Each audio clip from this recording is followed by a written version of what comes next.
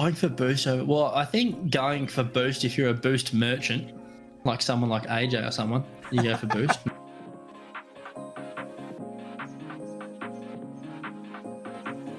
100% of the time.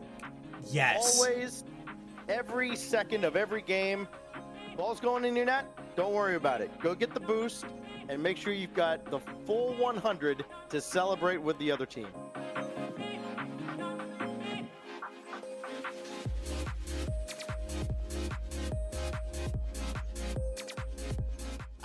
Boost over ball is a good time when your opponent is dribbling towards your own corner and you know it has no threat to go into your net at all. And your teammate is behind you for sure. If all of those align, it's better to just take your corner boost, let him just dribble into the wall for useless and force him to go back with 0. That would be a better time to take boost over ball.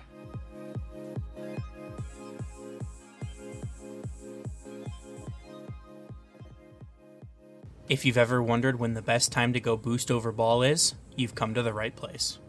Hello and welcome back to the Boost Over Ball podcast, where two completely average Grand Plats talk to you about Rocket League. On today's episode, we interview G1 Catjeans, and we're really excited to bring you guys this interview. And as always, thank you so much for the support. It really means a lot. So without further ado, let's jump right into the interview. Hey, how's it going? We're here today with Catjeans. If you wanted to kind of go ahead and give a little bit of an intro on who you are and what you're up to in esports, that would be awesome.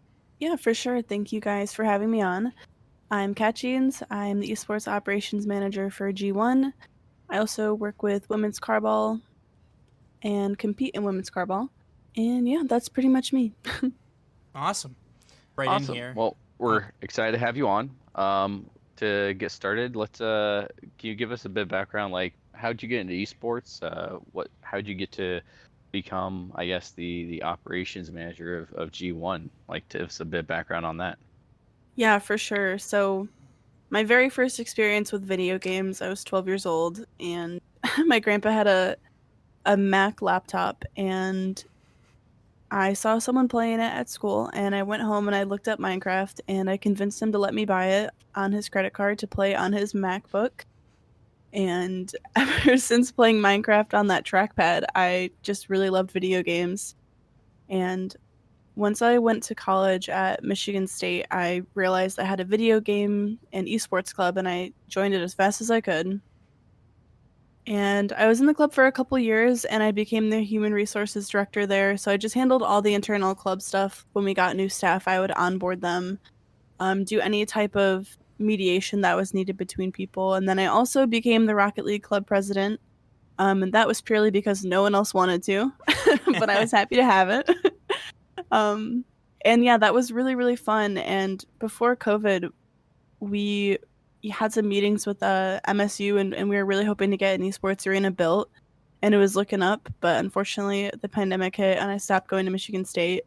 I just started streaming at that point from home because everything was closed. I lost my job that I had as a bartender because of the pandemic, so I was in limbo, not going to school, couldn't work, so I started streaming, and I got a bit of a following on Twitter, and I liked streaming, but I struggled being on camera all the time. I'm not really an entertainer. I don't really have that mental capacity. People who stream full time, you guys are awesome. So one day I saw a tweet that was like, hey, this Continuum roster is looking for a manager, and I saw Kronovi was on it, and I was like, oh, I know that name, I guess I'll message them. So I messaged their Twitter and I was like, hey, you're looking for a manager? And they're like, we need an assistant manager. And I thought that was kind of weird, but I still, went for it, and they took me on to be their assistant manager. And after about a month and a half, they kind of just decided to make me manager instead of the one they had at the time. So I was working with the Continuum roster of Kronovi, Astro, and Aeon for a while, and that was at the time that Shopify bought out Kansas City Pioneers roster. I think it was Rapid Memory and Beast Mode. So they got bought out, and KCP needed a new roster, and I got a DM from them. And we did a couple meetings, and KCP ended up picking us up, and it was really awesome. My first time with an org, and I went on to work with them for a year and a half with 2 more rosters, with players like Wanda Mike and Mectos and Freshness, and then the Aussie boys that they currently have. And then after a year and a half, my time with them was over. And my old boss at KCP, his name is LJ, aka Renz. He always saw my value in what I brought to the table, and he had gone to work with G1 before I was done with KCP. So once I was, he gave me a call one day, and he's like, I know what you can do, and we need an esports operations person. Let's do an interview. So I got to meet all the team from G1, and it seemed like it'd be a really good fit. And here I am working with G1, and it's been seriously like an amazing experience. Everyone there is so creative, and just the respect that everyone shares for each other and their work is unmatched. So I'm really happy to be here now. That's awesome. And then with women's carball, I competed in women's carball since season 1. I've played on a couple different teams. I didn't play this season because I'm doing operations and community management for them under the CEO, Rebecca Longawa, who is an amazing, amazing role model for women in Rocket League and in esports, and she's taught me so much. So very grateful to be working under her as well. And yeah, it's kind of how I got to where I am. Just starting at a collegiate level has gave me a lot of good experience to know what I'm getting into. Yeah. So I kind of wanted to talk about the collegiate stuff. I did not know that, but so I am you are familiar with the area. I am actually the collegiate Rocket League coach for Lawrence Tech in Southfield. Oh, very nice. Yeah, and it's been a very unique experience because like throughout like college Rocket League, specifically Rocket League as it continues to get bigger, it's really like the small private schools that are kind of the powerhouses that are able to bring in rosters like Northwood. I mean, Akron's really the only like public university that I could think of that has like a defined existent varsity program. Yeah, and it's funny because I've toured the Northwood facility. I lived in the town that Northwood is in, and I toured the facility and met their esports director. And there's a company called Dow Chemical that is based out of the town that Northwood is in, and they do a lot of donations to community outreach and colleges and stuff. So Northwood has a lot of donations that are given to them by Dow Chemical and other establishments in the area. And I think the fact that Rocket League is something that can be related to the automotive industry that is so prominent within Metro Detroit and Michigan itself, it's really easy for colleges and companies to give money to schools to promote it, because games like Valorant or COD or Halo like are considered violent.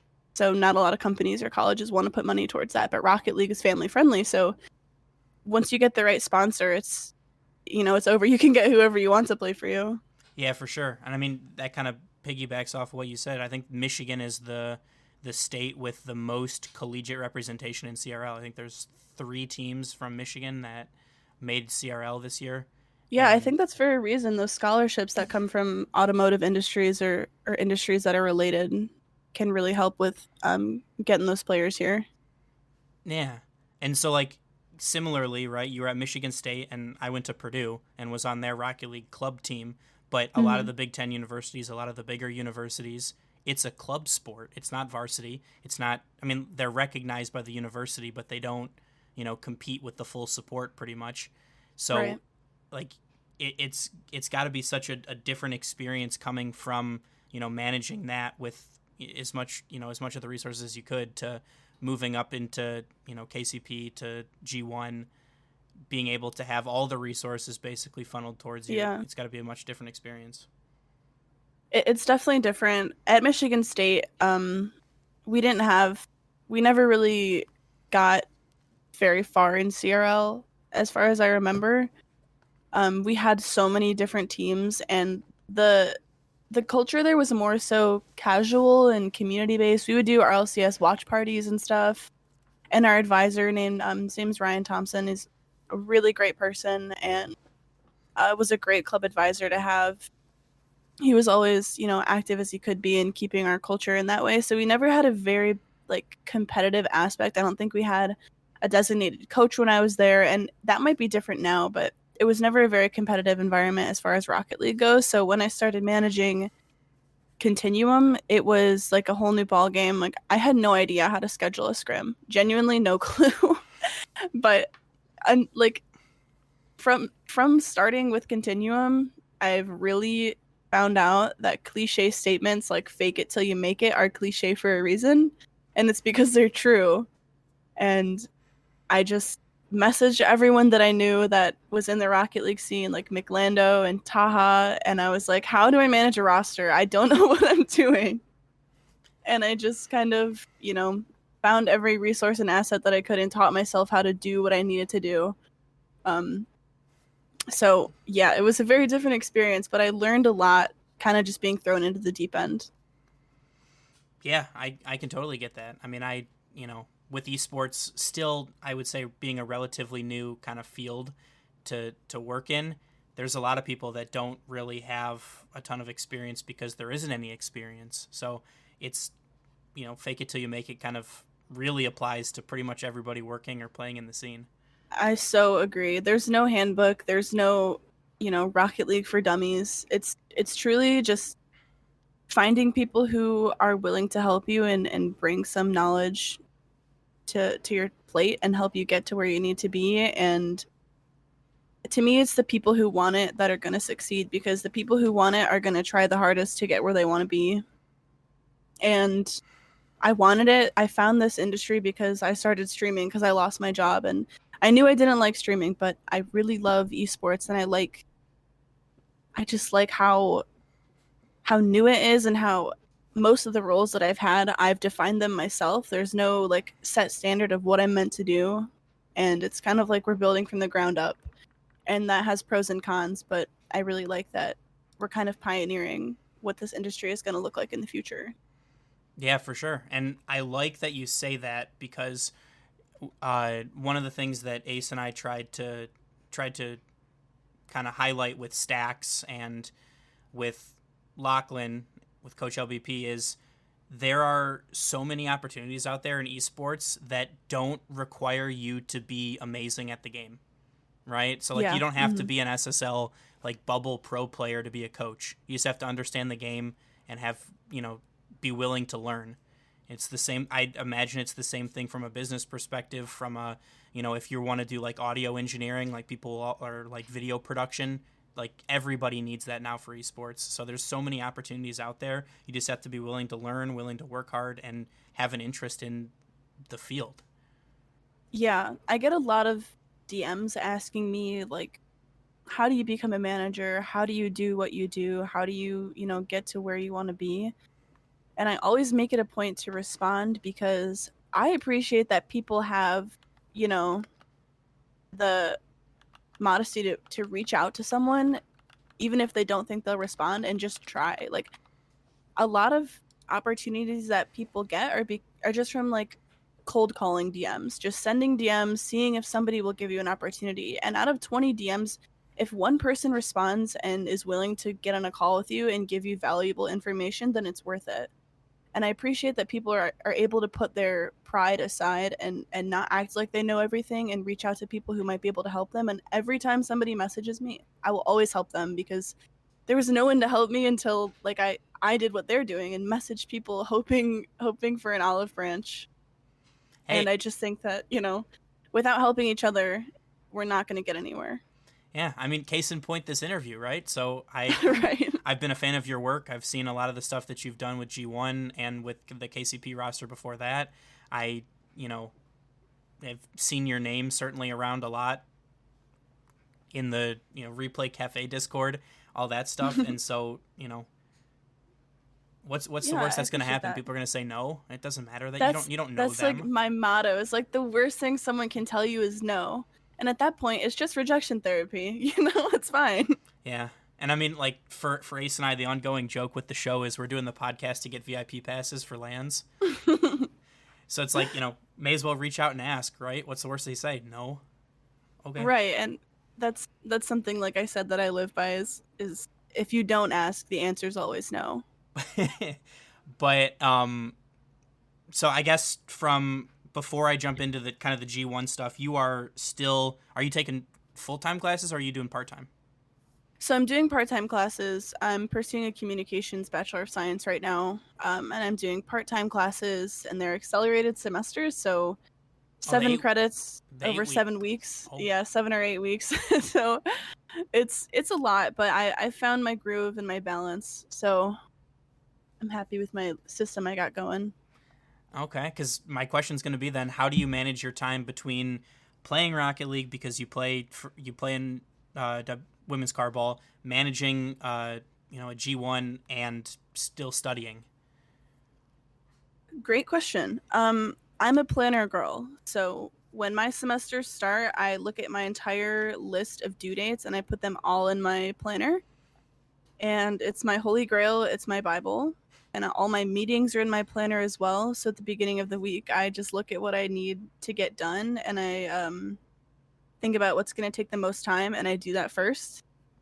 My motto is get the hard stuff out of the way and the rest of the week isn't so bad. Um, it's it's taken me a while to become this way. In high school, I was not a good student. I always felt like I was really smart, but I never had the desire to be organized or to reach my potential, as my family would say. um, and I'm sure a lot of people can relate to that. But it's taken me a lot of time to get to where I am. But now I'm at a place in my life where I feel like I actually know what I want.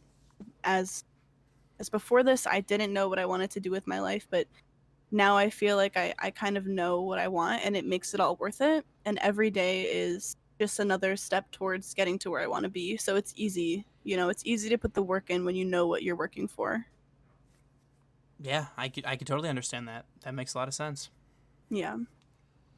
But I'll transition more towards some of your time at G1 and like managing in general. But your current title is Player Operations Manager, correct? Yeah, player or esports. It kind of plays into what we talked about earlier. It's like we're kind of pioneering our own little thing. So the title has changed to esports operations manager, but it's kind of the same thing. Okay. So that being said, it's kind of a work in progress title, just like everybody else's title. But Yeah. what does your work entail? Like, what would be like your day to day, or your kind of? I guess we'll use the fall split for like an example. Like, what would you do for them, and what does that look like? Yeah, no, great question. So right now, I'm working with will be 3 teams once the Halo roster is announced. So right now I'm working with the Trackmania and the Rocket League team. And what's really cool about my job is every day is pretty different. And the tasks that I need to take care of range from placing an order for jerseys to I recently booked flights and hotels for Airbnbs for a boot camp for this winter split. So this week, the G1 Rocket League team will be going to a week-long boot camp in Toulouse, France. And I booked their hotel and all their flights for that, transportation. And that's really exciting. And they'll be boot camping every regional that they can. And then for our Trackmania team, I recently had to book some photo studios. I don't really know how to say it, like a place for them to get headshots done with their jerseys for Trackmania. Because when Trackmania is streamed, which actually they're playing today, they use their headshots in a lot of the branding and advertisements and graphics. So had to book some photo studios for both of the players to go and get their photos done. And then just kind of a lot of communications on behalf of the org and our sponsors and partnerships. So we had a PC sent to Trackmania team and it took forever. So I had a lot of back and forth emails, for example, and getting our jersey set. And then I maintain all of our spreadsheets with financials that I am spending money on behalf of the org. So everything that was for the boot camp, the flights and transportation, hotels, just so logistical, just so logistical. And just once we get to the end of the quarter and I have a full spreadsheet of expenses, then we'll go through it and decide what was worth it and what wasn't, or where we might need to put more money towards, stuff like that. And then every day I might get a message being like, can you take care of this? And it's just a random task. So just the organizational liaison, basically. Okay. Well, because that was gonna be, that makes a lot of sense. That sounds like a blast. Also, boot camp in France. That also like, do you get to go to those? Do you get to get little trips in?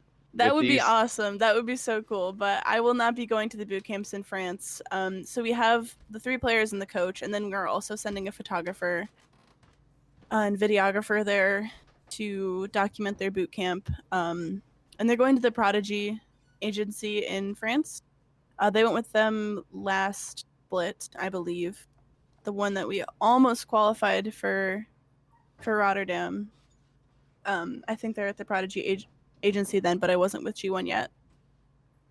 Maybe one time I'll be able to go on a little France trip, but not this time.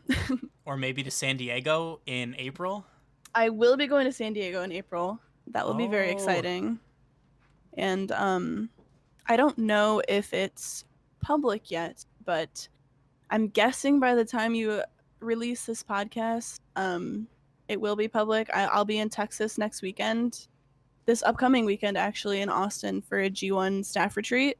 So they're sending out all their staff for a weekend to go and just do a bunch of awesome stuff together, and that is really, really exciting, and I'm so pumped for that. That should be a good time.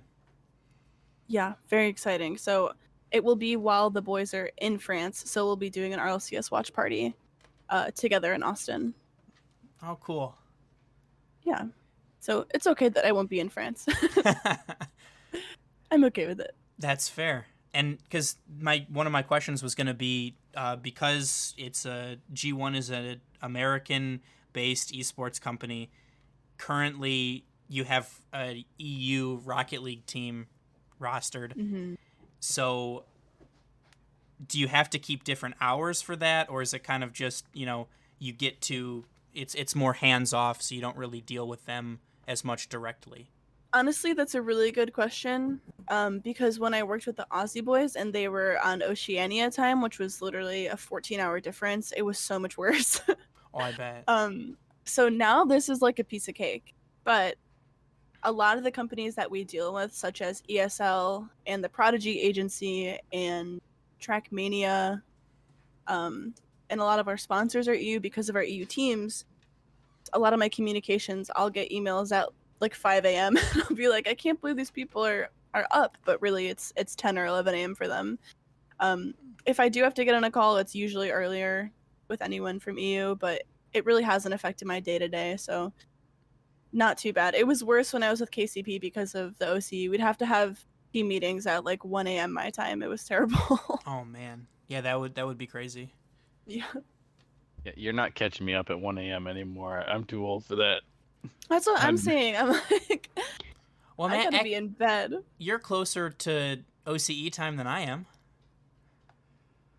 Well, yeah, I mean, I'm over here in Washington State, so yeah, it's a little bit earlier, but Oh my still. gosh. It's only I lived 11 there hours. for a couple months. I miss it. Oh man. Oh, where'd you live in Washington? I lived in Spokane for a few months, which I did not love, and then I lived in, oh my gosh, what was it called? Kirkland? Okay, yeah, Kirkland. Yeah. Yeah, I'm over in Spokane. I love Spokane. People hate it. I don't know didn't why. love it. Okay, have you been to downtown Spokane? Oh yeah. I mean, Okay, so wait, that when- Red when Robin were on you the here? corner. oh dude, that Red I used to Robin work is. there. Oh crap. I also Wait, worked when- at the Move Fitness. Wait a second. When? Because I used to This- work downtown and go to that Move Fitness every day. This was during the pandemic, like Okay. the end of 2020. Yeah, the then end of we wouldn't have 2020. bumped into each other. Yeah, I moved. I started working over at the WSU campus on the other end of downtown, right at the beginning of the pandemic. That's and so I stopped funny going how downtown all the time. I've lived in both the places that you both have lived. That is is pretty like, what are funny. the odds of that? That is pretty crazy. But yeah, Spokane was fine. It's just that I lived in an apartment downtown, and the way that there's a train that literally goes through the middle of the city that would go by every 15 minutes was like my own personal hell. So that's why I didn't like it. yeah, I was shopping around places in downtown Spokane, and some of them were all like, yeah, here's a $300,000 condo, and literally outside your back door, you have a sliding glass back door. You have 3 feet of porch, and about a Mhm. foot from that is the train track. Yeah. At eye level, like you could high five the conductor as they went by. It was Yeah. that, and I was like, why would anybody do this to themselves? But Luckily, I yeah, was only there for a few months, so but the outskirts are freaking beautiful. yeah, it's like what, near nature, near perfect, or something like that's the town motto. I just like it because like you drive 2 hours in any direction, and you're either at a ski resort or in the middle of the wilderness with no I people around know you. this is literally so off topic. I'm so sorry, but have you been to Coeur d'Alene? Oh, I love Coeur d'Alene. Okay, Yeah, I'm I did. sorry. I did the Ironman over there when Okay, I was nice. way younger. But yeah, once upon a time I worked out. Okay, Yeah. sweet. We can get back on topic, but that's funny. Yes. What was the topic? Kyle, you're the adult here. Am I? I don't know if that qualifies me for. Okay, whatever. Well, I called you the adult first, so that means I don't have to get us back on topic. That's Ooh. what that means. Fine. Well, I so it just kind of ended. I think last week. I want to say I don't remember the exact date off the top of my head, but the transfer window for Rocket League. Yeah. So we talked about this with Karma, and we've talked about this on our own. How do you feel about the current way that the transfer window for Rocket League works? I feel sad about it. So if you guys know the org rule one, their coach Crespor, he replied to one of my tweets about it, and he had a really interesting thought that if you are a team signed with an org, that the org should have some more requirements that say that the org requires you to do your transfer with some more time rather than like a day or two at the end, because some teams are waiting until the very last second, and like Oli got completely screwed over, and that kind of situation made me just really sad.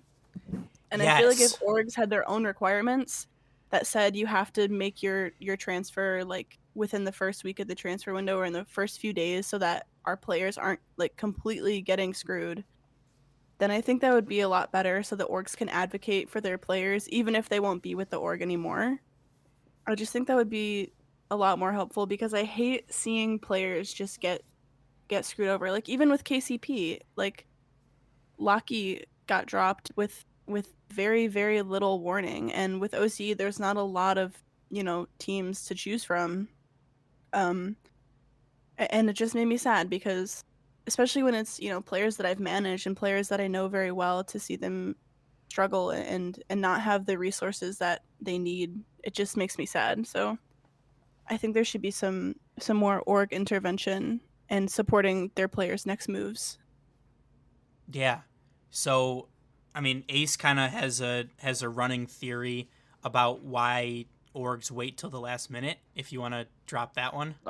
Oh yeah, absolutely. I mean, so just if you think about the min-maxing, right? If you think about Mhm. min-maxing of some of these teams, like I mean, I think a lot of the teams you want to win, and you want to win so bad that you'll do, and every little bit helps. So if you have a really good player on your roster and you have a better option and you want to switch, it is the most benefit for your team to wait to that last minute so you don't have to go up against that player in the next run, because if you wait till last minute they can't be picked up by somebody else. I'm not saying that's what they're doing, Mhm. but like Yeah. on a pure like And, strategic level, that's the best thing to do, is wait till last minute so nobody else can pick up this good player you're dropping for somebody else. And I'm on the same boat as everybody else. I can't stand that. I think that's absolutely silly. I don't know what the answer is, other than I don't know, player association or something like that, some sort of protection for the players, because that's nonsense. Yeah, I think your theory probably has some accuracy to it. I just I don't know. It just it's really hard when you see the fallout and how these players just get left with no resources, and I feel that orgs need to be doing a little bit more for their players on the personal and real life side.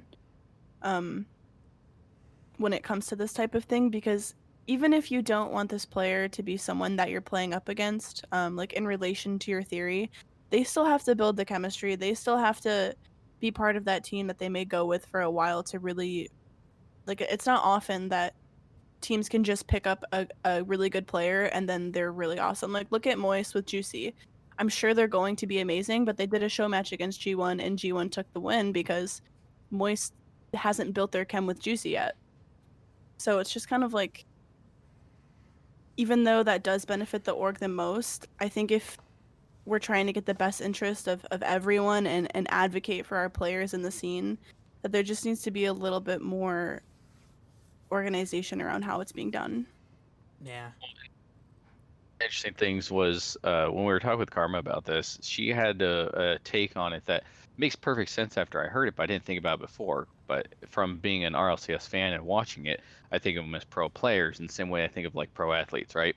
Like they're taken care of, they're pro, right? And she actually described it from the perspective of, that's your job. Could you imagine, like, you have bills to pay, you have things to do, and then suddenly you're just like laid off or fired without any warning, with no chance of picking up a new job for, I'm all like, oh, yeah, that's right. It's also their job. They also have bills. They're not just, it's so weird to think about like how disconnected you can be from like, that's a pro player who also has bills and things like that. So like he's losing his job. It's not just the heartbreak of not being able to play this game that he loves. It's now hopefully they gave him some sort of like couple months. They pay him out for the next. I don't know. yeah. I hope he gets a severance package or something. I don't know how all that works. I'm excited. Actually, I'm gonna can't wait to get somebody on here who knows all that stuff. Yeah. I want to know. Do they get health benefits? Oh, you can. Please do. I mean, I can say that from what I know is if a player is on a restricted, if they're restricted, then I think they're still getting at least a portion of their play as a restricted free agent. And if they find a team that they do want to play with, then there has to be some sort of agreement between the orgs on if they're going to buy this player from them or if they can just agree to transfer the same type of contract to the new org. But I know that a lot of times, like if somebody's contract is up by the time that the transfer window is, which a lot of orgs will make it so that contracts, expire around that time in the event that they do want to make a switch, there isn't going to be any type of like severance unless it's like prior agreed on or you're a restricted free agent. But like you said, that's what I was kind of getting at with, like, they have once you get dropped at the end of a transfer window with no other options, your resources are gone. You don't have that org support anymore. You don't have that paycheck. And I think it's okay for the most part because a lot of our players are super young and don't, own houses or apartments or pay rent. A lot of players like are peaking when they're 16, 17, 18. They still have the support of their families and parents. So at least a lot of them have a safety net in that way, but that's not the case for everyone. So Karma has a really good point with that it's in an industry with no job security, there needs to be some type of safety net for these players.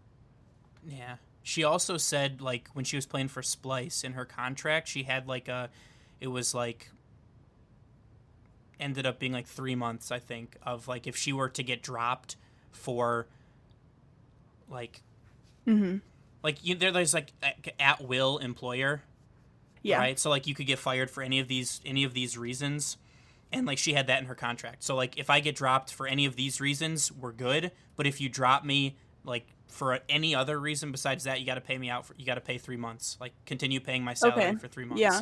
So I was on a player contract too, and I didn't get something like that, unfortunately. Yeah, but mine basically said, oh, sorry, go ahead. No, go ahead. I was just going to say that mine was like, it was a 9-month or 1-year contract, and then it said after 3 months, the org or the player is allowed to renegotiate terms or basically say they don't want to work with each other, kind of like a trial period. Right. And it's kind of like a scapegoat for orgs where they can kind of get out of your contract if they want to get a new player in your place, because it's in your contract saying that, like an at-will situation, like you said. Yeah, but like that's like the kind of thing, like the thing with Karma, where she's like, if they agree to part ways with me for any reason other than the things that we've listed out, you'll pay me out. Like that's not so something nice. that's like not she thought of that, like because she was older when she signed with Splice, Yeah. and so she knew. But like in my eyes, like 90% of your competing player base is 16 to 20 years old. Like they just don't know that. And that's why I think it's so important that at least there's role models in the esport and industry, or there's agencies that are willing to work with these players just so they're not getting taken advantage of, because the reality is that a lot of orgs aren't really looking out for their players. They're kind of just looking for exposure and sponsors and a paycheck. Yeah. And a lot of orgs are the opposite and are amazing and treat their people great, but not all of them are. And it just needs to be noted that these players need support. And when KCP picked up, 3 16-year-olds, it was a very different experience for me, because I also was working with all of their parents. So every event that we went to, they all went and all their parents went too. So I was able to, work with them a lot on behalf of the kids. And not every kid that's playing has such a supportive parent situation as I got to work with. Like a lot of players don't have supportive parents in this. So it was really lucky that I was able to work with a really great team with great parents and get them on the right track. Yeah. But if they don't have it, like there needs to be some type of, I don't know, something to help them not be taken advantage of. Yeah, I mean, because like what for most people, at least in the U.S., right, around when you're 16 is generally when you're kind of getting your first job, right? And I mean, you don't really know what's going on. Like, no, I mean, my I'd first job argue- was at Panera. Yeah, and I'd argue that's about the time in the U.S. when you really start getting their independence, because most people, if you're in a place that does driving, like if you're in New York City, you don't get a license till you're like 100 years old. You don't need to, but yeah, 16. That's when you're getting your first car. That's when you're getting your driver's license. It's when you're. But I can tell you right now, when I was 16, if somebody's all like, "Hey, do you want to travel the world and play a video game?" I'm like, yeah. They'd be like, and we'll pay you. I'm like, you will? I wouldn't even think about getting paid for that. I would think the job itself was the pay. But yeah. And Now, it's kind of a no different way. culture in like Yeah. EU and Australia than the US, because the US has like a very different value orientation. So there's kind of like two ways you can think of it, where some cultures place value on people for doing, and some cultures place value on people for being. So in a lot of European cultures, just being with your family and being family and friend oriented, there's a lot of value placed on you as a person. But in the US, most people ask, what do you do for work? How many hours do you work? Like, are you a hustler? Do you grind? Like, the value is placed on you because of how hard you work, not who you are, if that makes sense. And I think that is a big distinction, because in Europe, a lot of times, I don't think it's every country, but I know a lot of countries, you can't start driving until you're like 18 or something. Like, it's so uncommon to even get your driver's license until you're into adulthood. Like, they're drinking before they have a license. right. It's such a different kind of culture, and I think that definitely affects the way that contracts are negotiated between the regions. Now, Yeah. do you find, since, as Kyle pointed out before, you work for American org that is competing in EU, do you find that there's some cultural, I guess, shuffling you have to do between those two different... Yeah. Thank you. Yes, I do. Yeah, there's a lot of different celebrations and values placed on different times of the year that you would think. For example, we were talking with the Rocket League team, and they're all from Spain, and we were trying to get them to come to Texas for something like after Christmas, and we're like, hey, we want to fly you all out and come do a type of, team gathering and stuff. And they're like, oh, absolutely not. And we're like, oh, why not? They're like, in Spain, they celebrate from Christmas until January 5th. Like, it's a 12-day celebration where every day they do something different, and it's a very special time of the year for people in Spain. And it's just like all about renewal, and it's not something we do, obviously. Like, after Christmas, we're like, all right, back to the grind.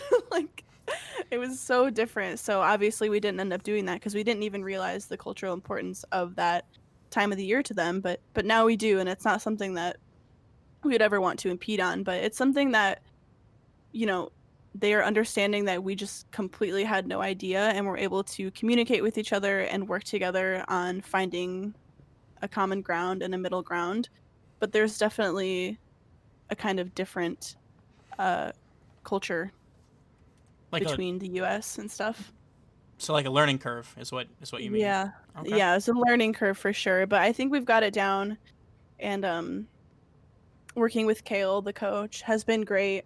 He's really good at communicating and keeping his documents together and making my life really easy for booking boot camps, and it's just a really great org environment overall. That's awesome. Yeah. And I worked with Kale before this, scheduling scrims, so I already knew him. Nice. Small world. Yeah, I was like, oh, remember when you were at BDS and I was at KCP, and now we're both here. It was great. Yeah. But I'll transition a little bit into women's carball. And for those that don't know, how would you describe women's carball to people? It's a good question, because there's a lot of ways you can approach the situation. I know a lot of people don't really believe in the reasoning for its existence, and I would love to explain in my way why it's important. So at its core, women's carball is meant to be a safe place for women to compete and play together. Really, that's just the whole thing, is a supportive and safe place away from sexism, that you can just compete or play casually. We have game nights and movie nights and stuff, and it's just supposed to be a safe place away from everything toxic. And I want to touch on something that a lot of people tend to say when women's carball is brought up, and a lot of people will say, everyone gets bullied in Rocket League. Everyone faces toxicity. This isn't, mute or exclusive to women. And I want to say that you are completely valid if you feel that way. Everyone does face toxicity, and everyone does get bullied and harassed in video games because people are crazy and like to be keyboard warriors. And you're totally valid if you get, affected by this. But what I would like to point out is that even if you're a man and you get harassed in a game, how many times is it because you're a man? I don't really think there's many people coming at you saying you can't play video games because you're a man. You know what I mean? Yeah. I only get harassed because I'm a bot, usually. Right.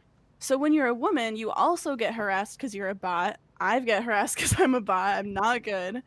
But I also get harassed because I was born a woman, or because I identify as a woman.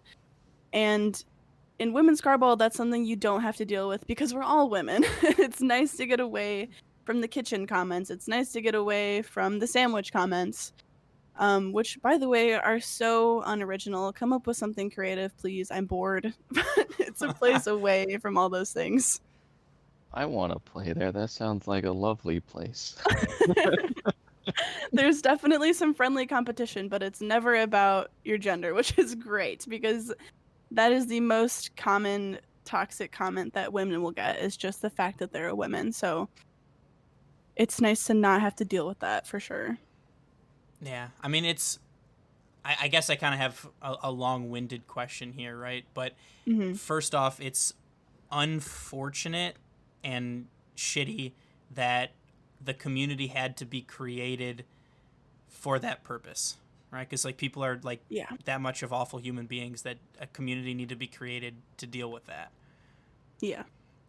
Secondly, I think I'm very lucky, and I'm in a very rare situation where the director of esports at Lawrence Tech is a girl. we have people who play on our teams who are women. That makes me just like want to cry of happiness. No, it's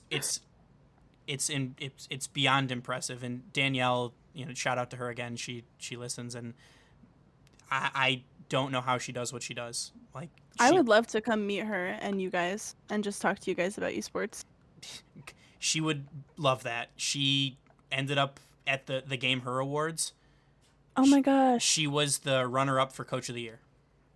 Oh my gosh. We're going to have to find a time and I want to come talk to you guys because that is amazing news and that makes me really, really happy. When I was at Michigan State, I never really caught flack for being a woman, and I'm sure it's because most of my interactions were in person, so there wasn't a screen to hide behind, but I was the only girl on the Rocket League team, and I tried desperately to get more to join, but I unfortunately did not come out of it with any more girls.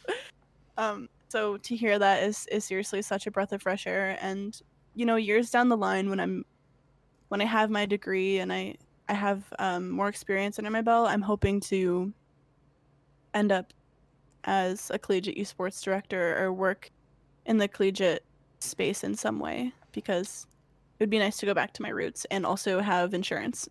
Yeah. Well, after we're done recording, if you want to stick around for a little bit, I have some stuff I can tell you about. Yeah, for sure. That you may be interested in. But for sure. Going back to kind of my long-winded point, right? So like I'm lucky to be able to be in an environment where there are strong female like people in charge in and around my in the esports community. So Danielle has been, she knows and is friends with the other women who are program directors around our general vicinity, like Minnesota and Michigan Tech, and Jackie is the esports director of Michigan Tech. She's super nice, but there's quite a few that I've been able to meet through her. And when I first kind of heard about and saw some of the women's carball stuff, I mean, the first thing you think of is oh, well, that's, they probably created that because there's less people who are assholes. Mm-hmm. Yeah, that's pretty much the basis. But I guess the optimist in me was thinking hopefully it's a league to try and foster more talent, right? Because they do that in schools. They're Michigan State is a big engineering program, right? Purdue is a big engineering program. There is women in engineering, women in STEM. There are organizations and groups to help get away from some of the awful people, but also to help foster interest, growth, and advancement of people who are generally underrepresented in an area that especially in esports, I see no reason why women wouldn't be better in esports than men, right? Generally you communicate better, generally you multitask better. There's no reason that people can't succeed more than they do. Yeah, and I think that's a really, really good point, because a lot of people, when they, are trying to make an argument against why women's carball shouldn't exist, is people will say, well, women, don't have any type of disadvantage against men as they may physically, which is why a lot of times sports are separated by gender. And, why aren't women as good at esports as men are? Well, first of all, karma exists, so disproven there. Second of all, one of my theories on this is that when we're young and we're kids, okay, let's go back to 2006, 2007. I'm 6 years old. I think it's really common for parents to get their sons excited about video games in this time period, and dads want to play video games with their sons, and it's really common for video games to be in the household at this point for boys. But for girls, I think a lot of the discouragement started at home. At least for me it did when I started playing video games. So I'm an only child, and I grew up with my grandparents past the age of 7. So this is a very interesting dynamic for me. I was often, kind of on my own as far as entertainment goes. And I would always turn to video games for this, and my family would be kind of weird about it and be like, video games are a boys thing. I've never heard of a girl playing a video game. That's really weird. And they were kind of discouraging about it for a while. And luckily I never really listened to that, and I was just like, screw you guys, I like Minecraft. And I think that was commonplace when girls are young and they have brothers and their brothers are playing games and their sister says, I want to play, and they're like, no, you can't play, you're a girl. I think it'd be really common growing up for boys. It's normal for boys to play video games, but for young girls, they should be playing with Barbies or jump rope or hopscotch. Yeah. Or No. playing dress up. And I think it starts young, and now that we're at a place where like a huge percentage, not majority, but like a good percentage of gamers we're leaning more to reaching an equal representation of women. I think we're going to see a lot more pros being women now that, you know, they're growing up in a more accepting environment for them to be playing. Yeah, for sure. I mean, how do I want to say this? Like, especially, like, I think it was the same. I keep going back to it because my wife's mom worked in women in engineering at Purdue, and it's all about trying to foster the interest from a younger age to try and bring more people into like that field. And so like it's got to be somewhat similar for Rocket League, right? So like if like having women's carball and having, you know, karma exist pretty much for RLCS, but like that's someone that you know, younger women can look up to, right? So like watching, you know, Bella Courtney from KCP, watching, you know, the Gen G women's team, they're phenomenal. It's incredible. Like the level of competition has increased so much since the first season of women's carball. So hopefully it, you know, inspires, you know, a new generation of people to continue to play games. I definitely agree. And a lot of the women that play, like the Gen G girls, they also play in RLCS. We have to schedule our women's carball events around RLCS to make sure that we are not only fostering their growth in women's carball, but we're ultimately helping foster that so that they can go pro one day and they have that safe environment to practice and compete in. Because a lot of times when they play in RLCS, you know, they get trash talked, they get harassed. So women's carball not only exists for the community aspect, but we're also trying to give these women competitors a place to refine their talent and get to a level of competition that they can apply to RLCS once they compete. So it's a multifaceted situation where we are trying to provide opportunities both in the community aspect and the competitive aspect so that we will have more women representation in esports in the future. Yeah, I mean, like I said earlier, I see no reason why they can't compete at the same, if not a higher level than the people currently competing. So I think it's one of the few areas where, in my eyes, they're like you're truly only limited by the equipment that you have. Yeah. So like, I agree. But it's certainly an area for growth. I'm still, I mean, frustrated with people that, you know, the community had to be created to get away from people, but I hope that moving forward it's more of a place to foster growth and interest in the sport. Yeah, and it's nice because a lot of our we have a fan section in our Discord and stuff, so it's nice to see that people who aren't women are also supporting the league, like yourself, because a lot of people don't support it. So it's nice to have outside support and vouches.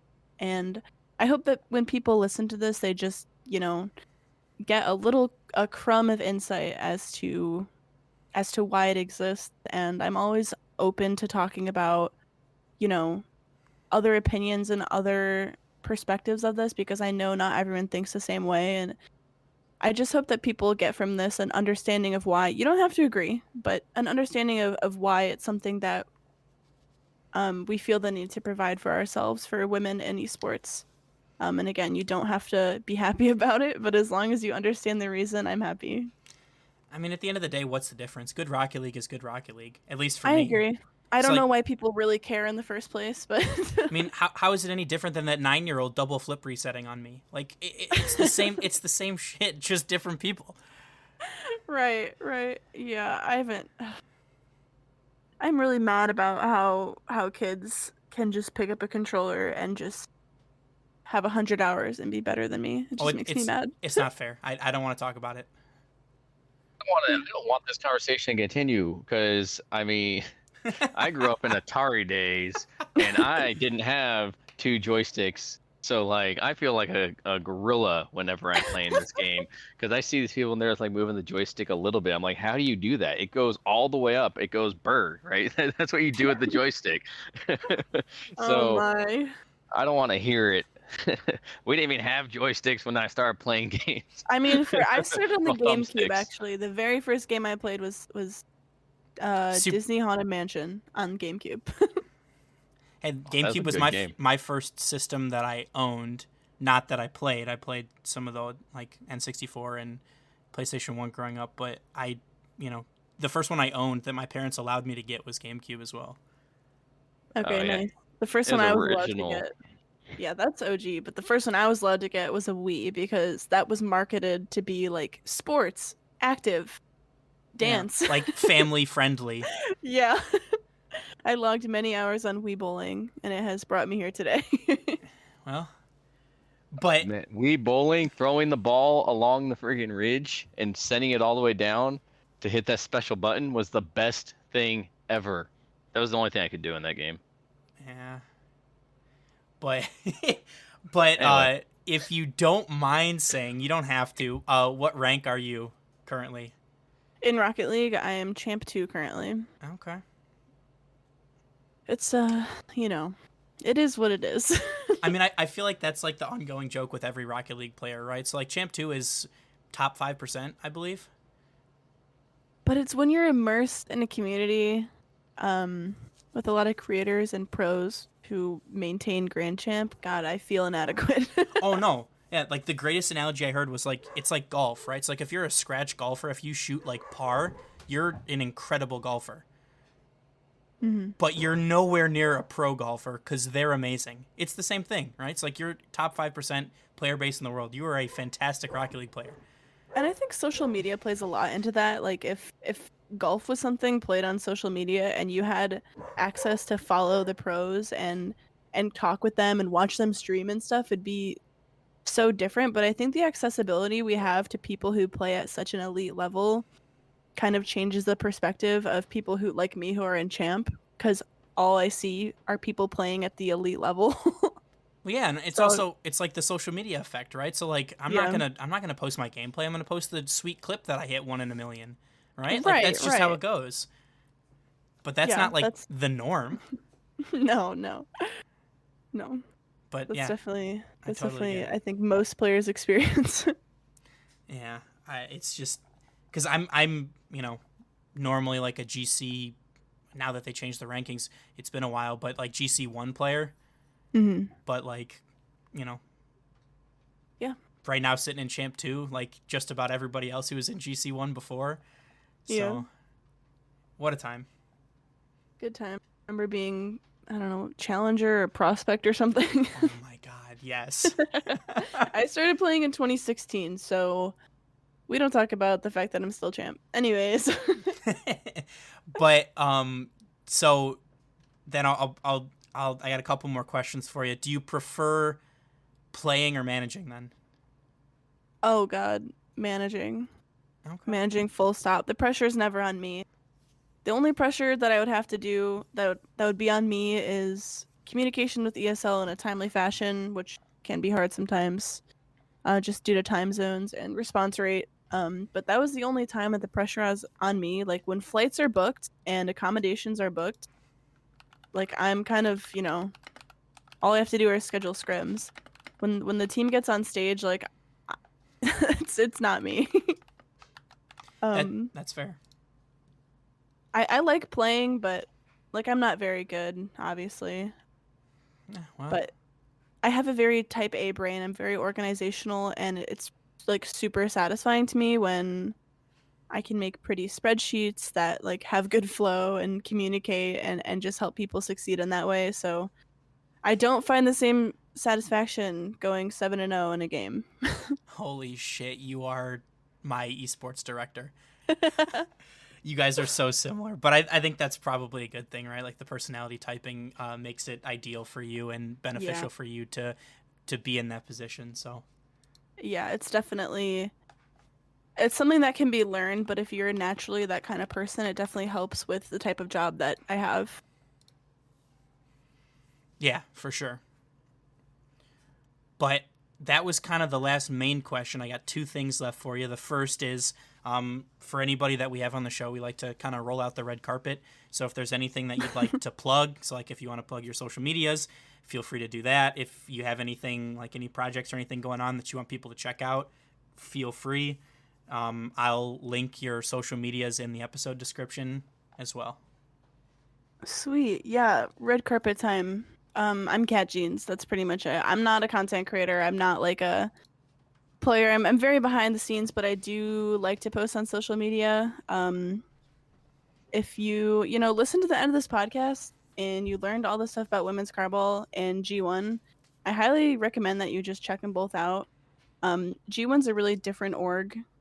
They are just really community and culture focused, and I think that's something new in the scene.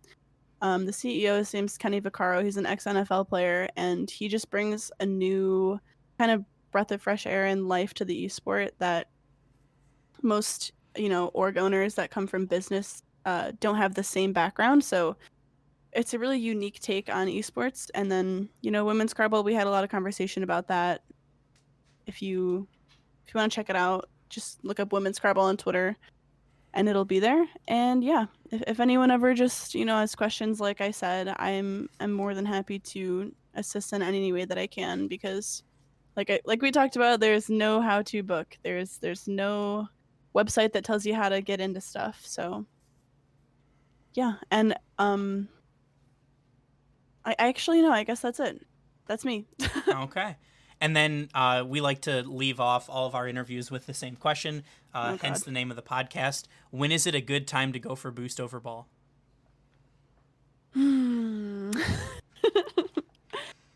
I guess when your teammate has control of the ball, if I'm giving a realistic answer.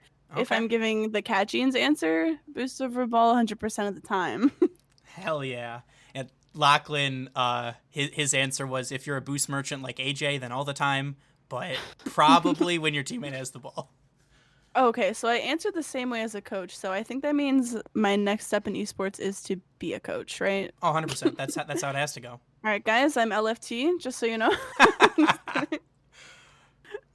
Retweets appreciated. Yeah, vouchers appreciated. But thank you again so much for coming on. We loved having you, and it's been a pleasure. So thank you again for agreeing to come on. Thank you so much. Thank you so much for thinking of me. I really appreciate it. Yeah, of course. Thank you again for tuning in to another episode of the Boost Over Ball podcast. Please remember to make sure you rate us everywhere you get podcasts, and keep interacting and following us on Twitter as we push for those VIP passes. Thank you, and until next time, remember, always choose Boost Over Ball.